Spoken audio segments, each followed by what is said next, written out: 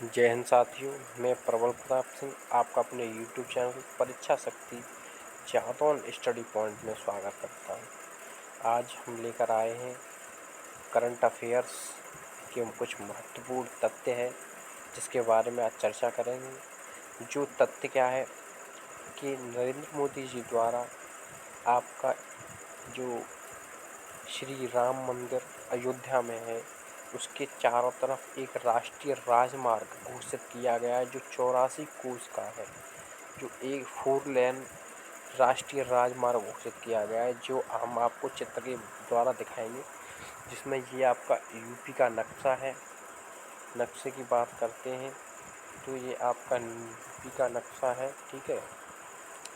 और ये यहाँ पर मुखौरा नाम का ये है, जो मुखौरा यहाँ स्टार्टिंग पॉइंट और एंड पॉइंट है ये, जिसके अंतर्गत श्रावस्ती,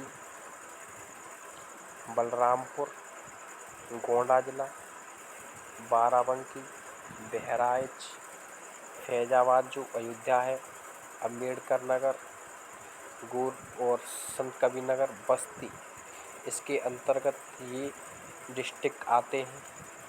इसके बाद आपको मैं बताऊं कि ये अम्बेडकर नगर का भी कुछ हिस्सा आता है। ये मुखौरा नामक स्थान है, ये स्टार्टिंग पॉइंट और ये एंड पॉइंट है। क्या है? स्टार्टिंग पॉइंट और एंड पॉइंट है, ठीक है। स्टार्टिंग पॉइंट और एंड पॉइंट है ये। यहाँ से बात करें, ये यूपी का मैप है जिसके द्वारा अंतर्गत हमने ये 84 कोस राष्ट्रीय राजमार्ग है, हमने ये दिखाया है आपको। ये ऐसा है। इसके अंतर्गत आगे चलते हैं। अब मार्ग की बात करते हैं। यहाँ पर 84 कोस राष्ट्रीय राजमार्ग जो घोषित किया है, ये क्या है, इसकी चर्चा करते हैं। तो यह संदर्भ हाल ही में केंद्र सरकार ने ये 84 कोस राष्ट्रीय राजमार्ग घोषित करने का निर्णय लिया है, ठीक है। जिसके अंतर्गत एक 3 परिक्रमाएँ आती हैं, जो 5 कोस आती है, एक जो 15 किलोमीटर की है, 14 कोस आती है जो 42 किलोमीटर की है, 84 कोस आती है जो 275 किलोमीटर की है। परिक्रमा भगवान राम से जुड़ी हुई है। इसके अंतर्गत आगे की बात करते हैं तो आगे क्या है, इसमें पॉइंट हैं कुछ महत्वपूर्ण, उनकी चर्चा करते हैं। वाल्मीकि रामायण के बालकांड में उल्लेख है कि अयोध्या को पहले कौशल देश के नाम से जाना जाता था। किस नाम से जाना जाता था? तो कौशल देश के नाम से जाना जाता था। और यह 48 कोस में फैला हुआ था ये राज्य, ठीक है। और अयोध्या था जो 48 कोस में फैला हुआ था, और इसके बाद 84 कोस तक बढ़ा दिया गया था। 84 कोस परिक्रमा कौशल देश की परिक्रमा है, जो राम राज्य से जुड़ी सभी महत्वपूर्ण स्थानों तक पहुंचती है।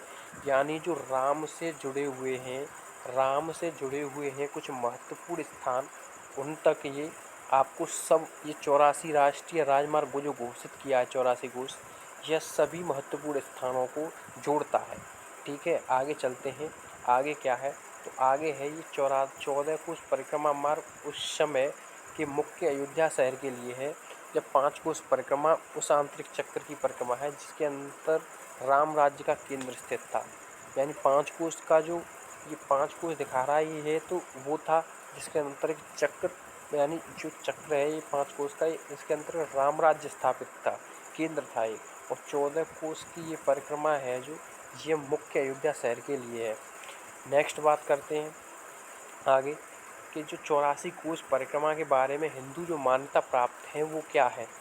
तो ये हिंदू लोग हैं जो वो मानते हैं, इसमें मैं भी हिंदू हूँ, कि यह एक व्यक्ति को 84 लाख योनि जो जीवन होता है, एक कालचक्र होता है जिसमें 84 लाख योनियाँ होती है, उसके दायित्व में मुक्ति दिलाता है ये, ठीक है। अयोध्या की परिक्रमा भगवान राम के त्रेता युग से जुड़ी हुई है, जो 1 लाख साल पहले हुआ था। यानी जो त्रेता युग था वो अभी चल रहा है, उससे 1 लाख साल पहले था जो त्रेता युग था जिसके अंतर्गत आता है ये। तो आगे की बात करें, जो परिक्रमा है इसकी क्या है, तो ये परिक्रमा है, ये आपकी परिक्रमा है। तो परिक्रमा क्या है कि ऐसा माना जाता है कि देवताओं ने यहाँ पर देवताओं से पुत्र प्राप्त करने के लिए राजा दशरथ ने यहाँ पर क्या किया था, यज्ञ किया था। एक क्या किया था, यज्ञ किया था।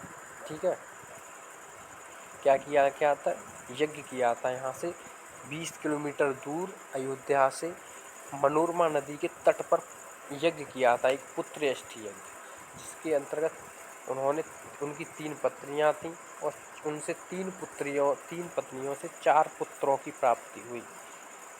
जो आपके 4 पुत्र इस प्रकार थे, राम, लक्ष्मण, भरत और शत्रुघ्न।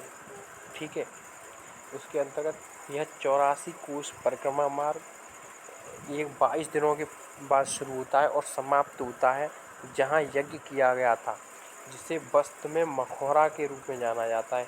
किस नाम से जाना था, ये मखौरा के रूप नाम से जाना जाता है, जो मैंने आपको बताया भी था।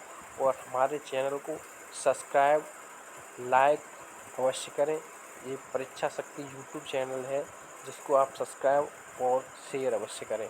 ठीक है, आगे बात करते हैं। यहाँ पर अभी मैंने आपको बताया था मुखौटा, ये क्या बताया था, मुखौरा। मुखौरा मखौरा नाम ये स्टार्टिंग पॉइंट और एंड पॉइंट है, जिसके अंतर्गत ये आता है। ठीक है, ये आज के महत्वपूर्ण तथ्य थे जिनके बारे में हमने आज चर्चा की। धन्यवाद।